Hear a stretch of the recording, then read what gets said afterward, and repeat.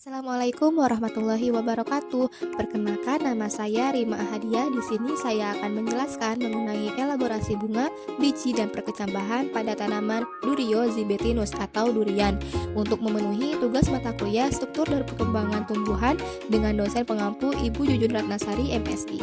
Baik, yang pertama kita bahas mengenai struktur morfologi bunga durian. Bunga durian merupakan bunga lengkap.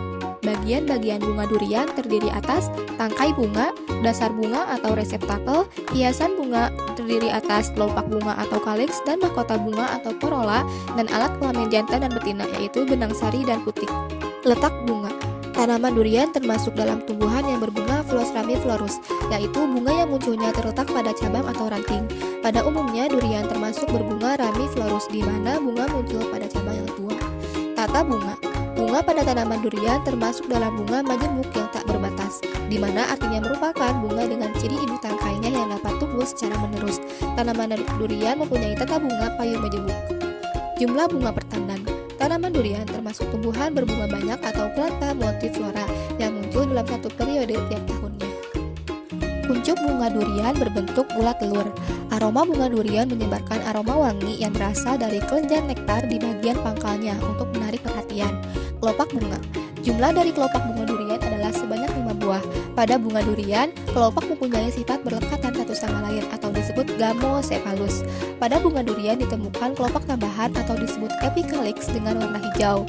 Kelopak tambahan tersebut menyelubungi bunga ketika masih kuncup dan akan pecah ketika bunga mulai mekar. Apabila bunga telah mekar sempurna, maka kelopak tambahan ini akan rontok mendahului kelopak yang asli. Kelopak bunga dari bunga durian berwarna kuning tua. Hal ini berbeda dengan bunga pada umumnya di mana kelopak biasanya berwarna hijau.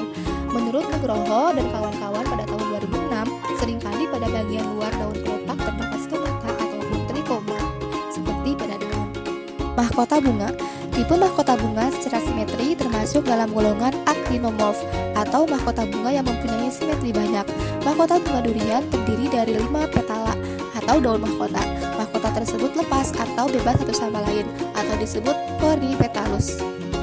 Putik atau gynosium atau pistilum atau karpel terdiri dari 3 bagian utama, yaitu kepala putik atau stigma, tangkai kepala putik atau stilus, dan bakal buah atau ovarium.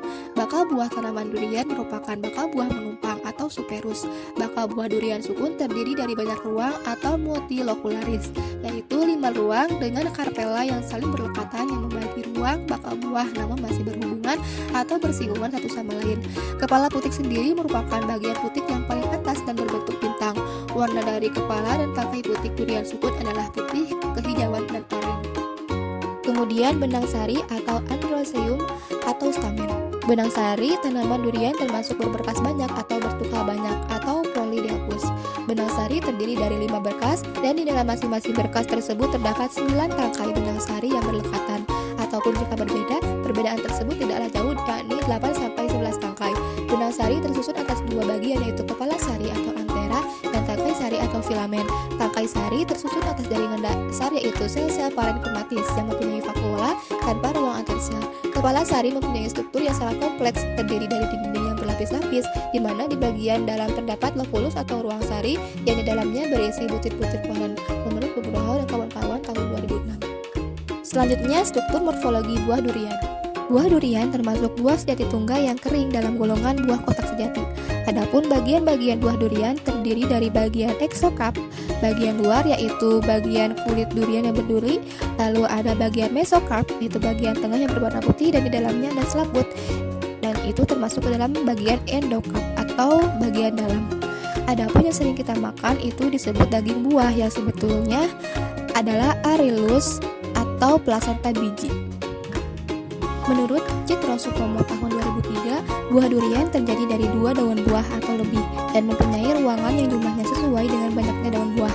Ruang buah berjumlah 5 untuk durian matahari, happy, sunan, asepan, sukun, dan petruk. Sedangkan pada varietas atau daun panjang atau daun pendek dan kani, ruang buahnya berjumlah 4-6 menurut Irawan 1997. Setiap ruangan terisi oleh beberapa biji, biasanya 3 butir atau lebih.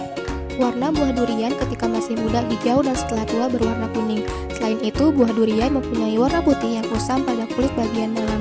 Buah durian bertipe kapsul berbentuk bulat telur hingga lonjong dengan panjang hingga 25 cm dan diameter hingga 20 cm. Kulit buahnya tebal, permukaannya bersudut tajam, berduri, karena itu disebut durian. Menurut Setiadi tahun 1999, bau yang dikeluarkan oleh buah durian disebabkan oleh belerang yang terikat pada asam butirat dan asam organik lain yang mudah menguap. Senyawa yang baunya paling khas dan menyengat adalah propanathiol dan dietil thioester. Daging buah durian yang dimakan sebetulnya adalah arilus atau salut biji, berbesaran dari selaput penutup biji. Daging buah akan mulai terbentuk pada minggu keempat setelah antesis. Daging buah pada mulanya merupakan lebaran putih, kemudian berkembang mengelubungi seluruh permukaan biji. Pada durian, salut biji termasuk dalam kategori yang berdaging atau berair. Selanjutnya, struktur morfologi biji durian.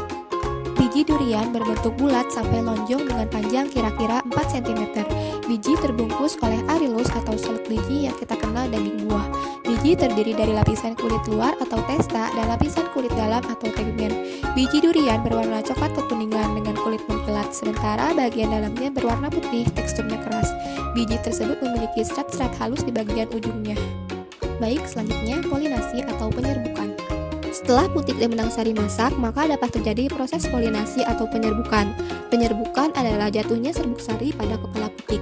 Penyerbukan bunga durian pada umumnya bersifat menyerbuk silang atau alogami, kecuali varietas montong atau otong dan kani yang dapat menyerbuk sendiri atau autogami.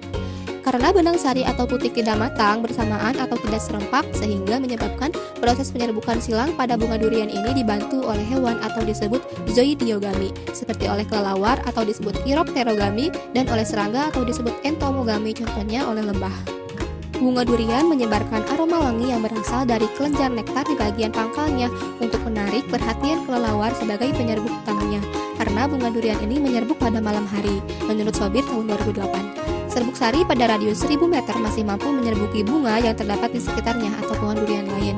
Seiring berkembangnya ilmu pemuliaan juga demi meningkatkan kualitas buah durian, polinator penyerbuk bunga durian bisa dilakukan oleh manusia atau disebut antropogami. Secara teknis, penyerbukan durian dengan bantuan manusia dimulai dengan pemilihan tetua, dilanjutkan dengan kastrasi, persiapan serbuk sari atau polen tetua bunga jantan, persilangan, pemeliharaan, dan pengamatan. Menurut Ihsan tahun 2012. Baik, selanjutnya fertilisasi atau pembuahan. Setelah penyerbukan dilanjutkan dengan fertilisasi atau pembuahan, yaitu meleburnya inti sel telur dengan inti sperma. Durian termasuk ke dalam kelompok Angiospermae, di mana pada Angiospermae ini terjadi fertilisasi ganda, yang berarti fertilisasinya terjadi 2 kali. Inti sperma 1 masuk dan bergabung dengan sel telur atau ovum membentuk zigot, dan inti sperma 2 masuk dan melebur dengan inti kandung lembaga sekunder atau inti polar membentuk endosperma. Biji yang dihasilkan dari pembuahan ganda tidak bisa terlihat dari luar karena tertutupi oleh daging buah. Pembuahan berhasil setelah pembengkakan pada ovarium, dan saat itu akan dimulainya pembentukan biji. Bunga-bunga yang gagal terserbuki akan rontok setelah 4-5 hari, menurut Medagoda tahun 2005. Setelah pembuahan, bakal buah akan berkembang menjadi buah dan bakal biji menjadi biji, kelopak, mahkota, dan benang sari mati dan gugur. Selanjutnya, perkecambahan. Perkecambahan adalah proses pertumbuhan embrio dan komponen-komponen benih yang mempunyai kemampuan untuk tumbuh secara normal menjadi tanaman baru, menurut Ashari tahun 2006. Perkecambahan merupakan suatu proses di mana radikula atau akar embrionik memanjang keluar menembus kulit biji. Proses perkecambahan berlangsung dalam beberapa tahapan penting, yaitu absorpsi air, metabolisme, pemecahan materi, proses transport materi, pembentukan kembali materi baru, respirasi, dan pertumbuhan.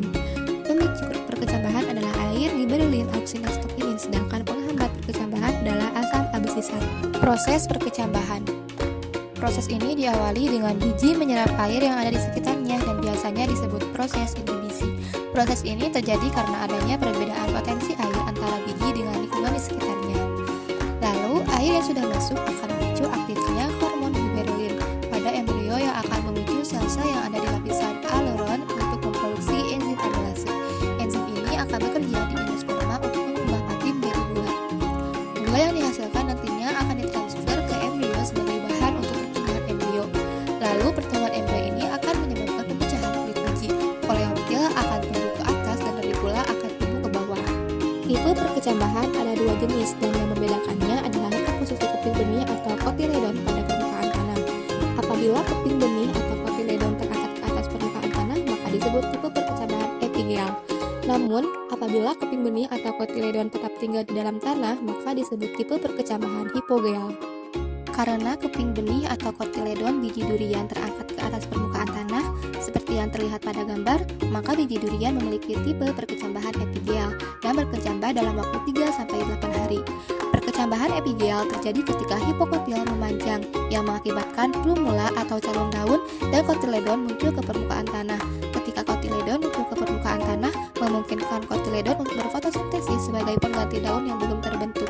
Biji durian termasuk ke dalam biji rekalsitran, yaitu jenis benih yang kadar airnya turun secara bertahap dan cenderung kehilangan kemampuan berkecambahnya atau daya kecambahnya, sehingga tidak bisa disimpan dalam waktu lama.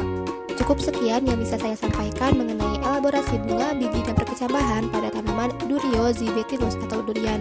Mohon maaf apabila masih ada kesalahan atau kekurangan. Terima kasih. Wassalamualaikum warahmatullahi wabarakatuh.